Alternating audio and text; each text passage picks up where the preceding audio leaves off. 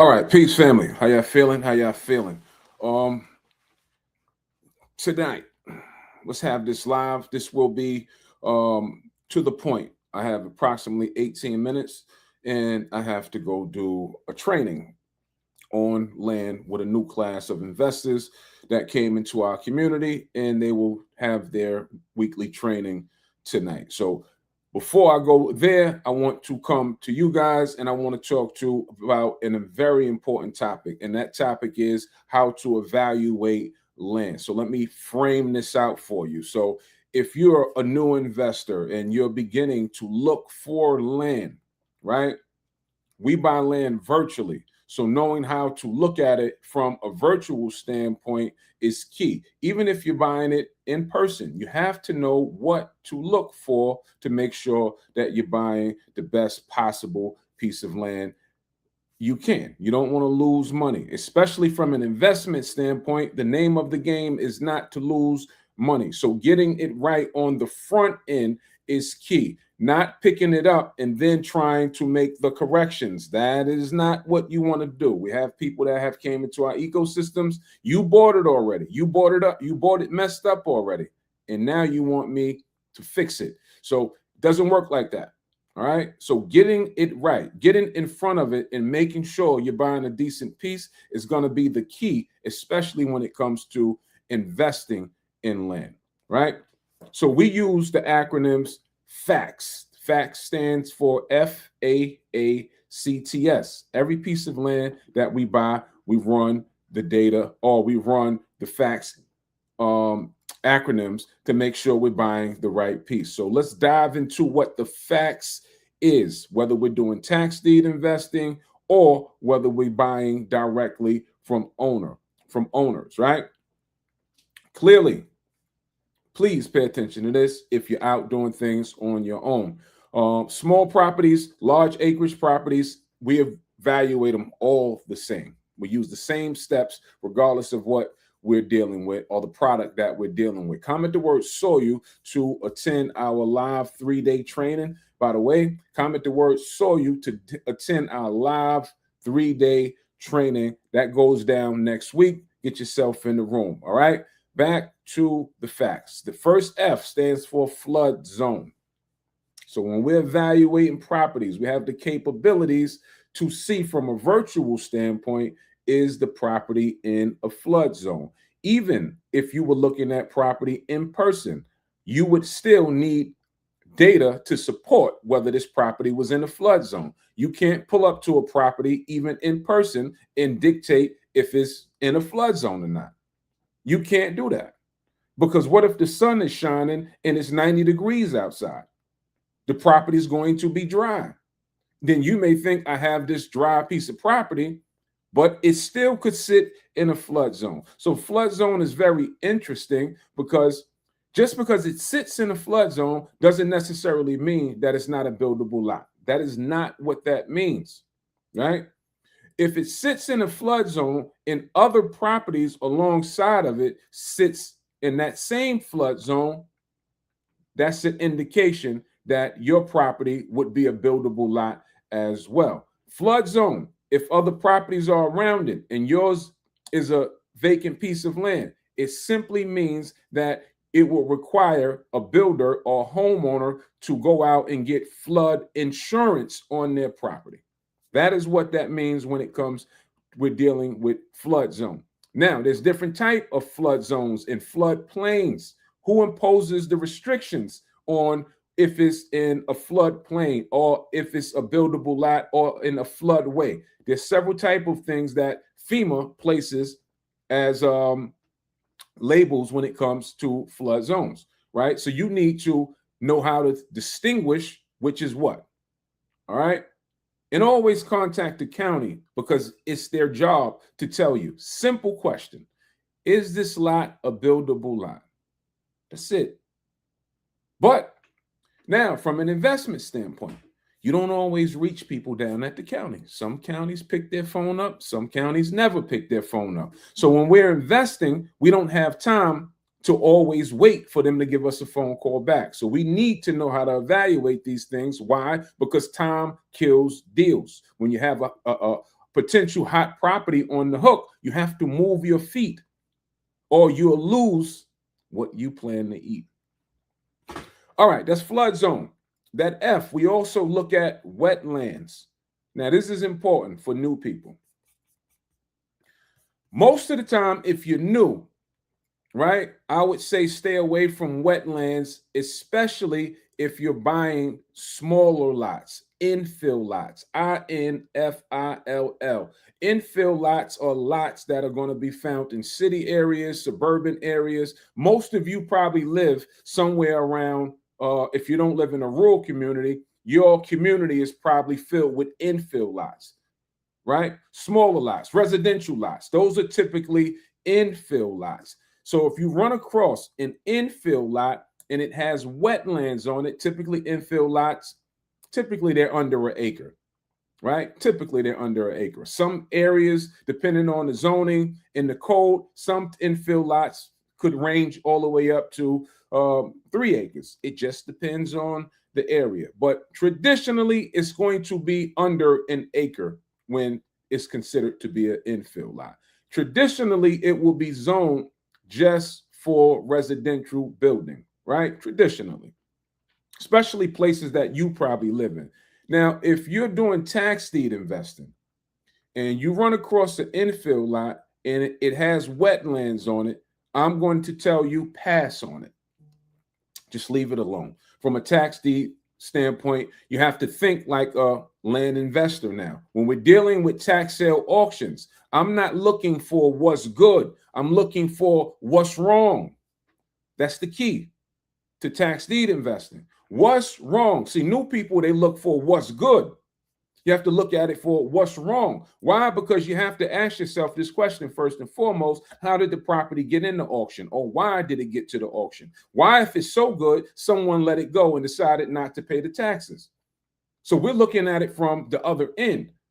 And this is what I do for my community. I try to get them to think about it a different way, give them a different lens. And I'm well aware that if you're new, you won't have the experience because you're looking to make money. And when you're looking to make money, sometimes we see things that may not be there. Why? Because we're eager to make the money. I've been there.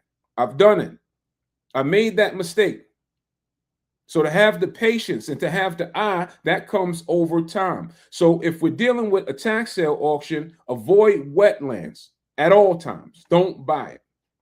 If we're going direct to owner, if you're on the market, on Zillow or any market place that sells land, right? That's on market deals. Those places, Lands of America, Land and Farms, all of these places, Land Deal, wherever you think that you're finding land at, those are on market deals.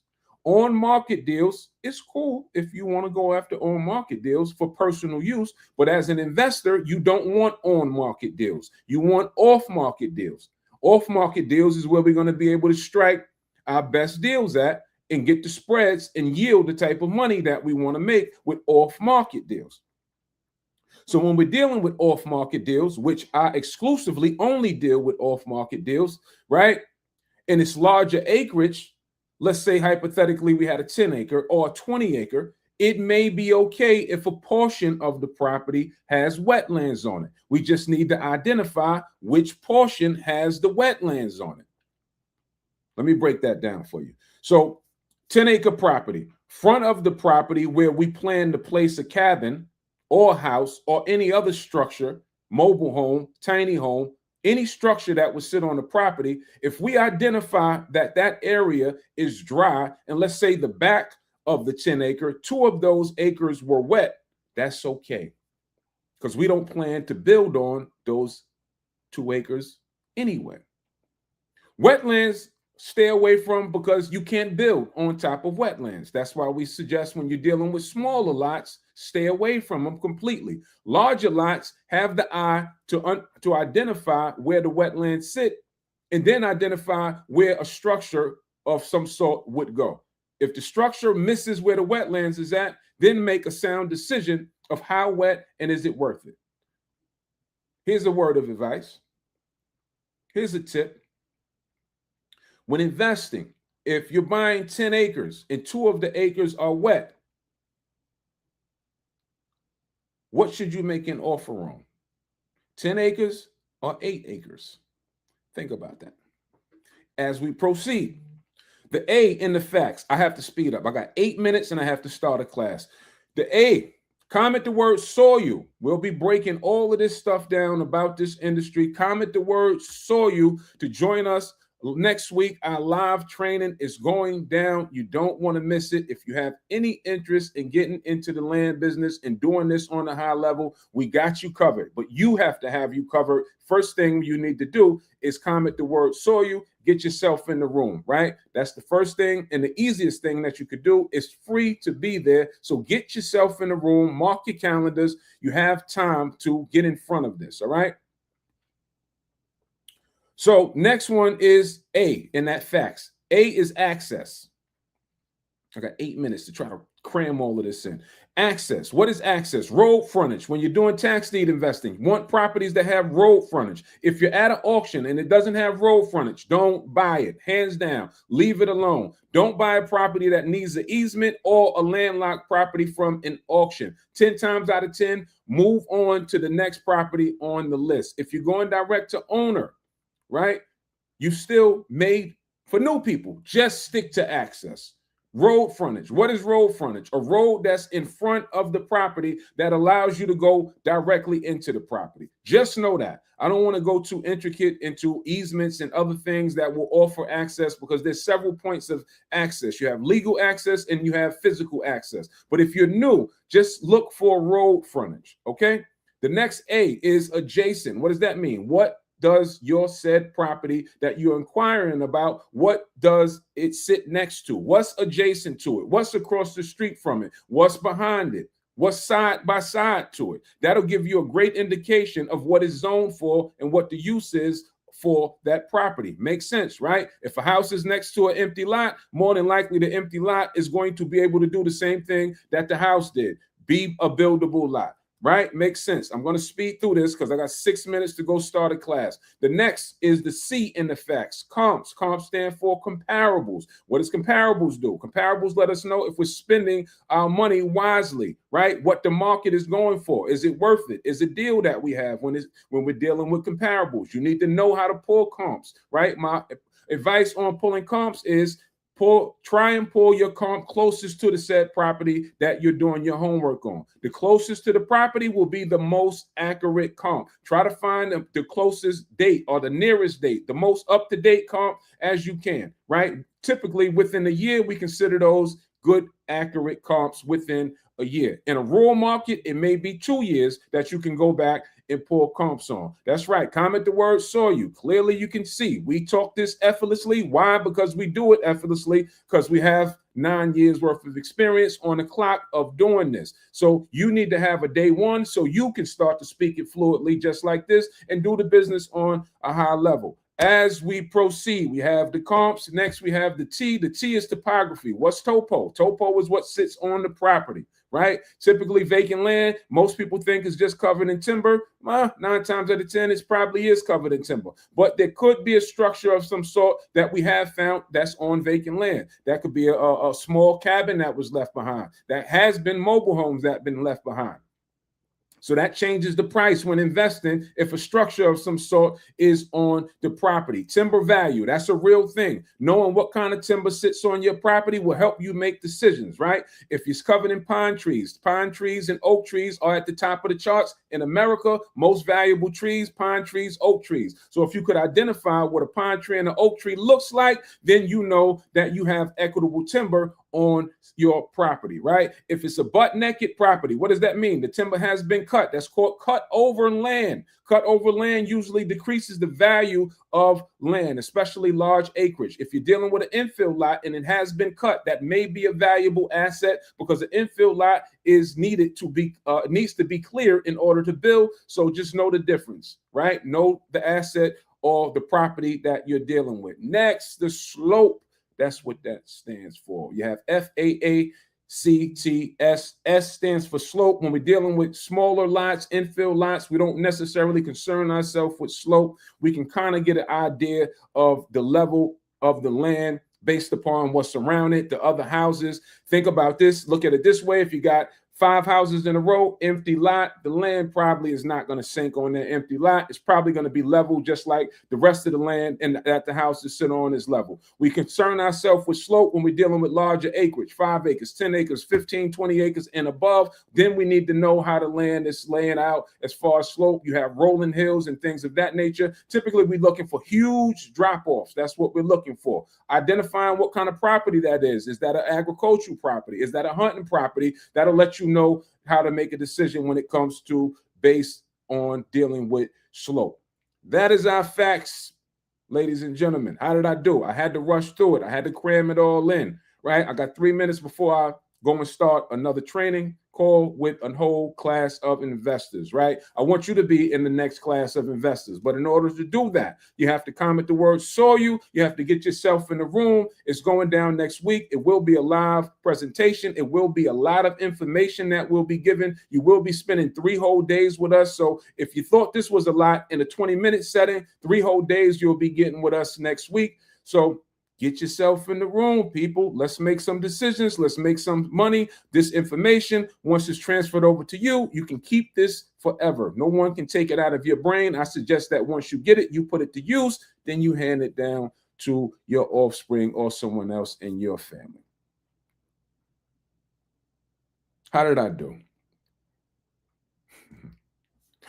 All right, I got to prepare myself to go do this call. So next time when we run through the facts, I'll leave myself more time to explain it because I really wanted to dive in there so you can, you know, a lot of times when I'm dealing with new people, going slow and giving examples and things like that, it helps them get it. And imagine, I try to give illustrations as best I could, but I thought 20 minutes would be sufficient and suffice, but clearly it wasn't. It went by really, really fast. But before I get out of there, I just need you last time altar call, comment the word saw you. Once you comment the word saw you, yeah, I'm coming. I'm just wrapping up this live. I'm about to come now. Oh no, I'm not on there. I'm just telling you, let's start up like by 8:02, 8:03. Okay. All right. All right. Once you comment the word saw you, check your inbox, click the link, register. That'll let you inside of the room. Once you're inside of the room, make sure you look for the prompts. You'll get a prompt that say join our private Telegram room. That's also free. Meet us inside of the Telegram room. You can ask questions in there leading up to the live training next week. All right, beautiful people. It's been real. I do have to cut out. I have to go start another call. Peace, love, good night.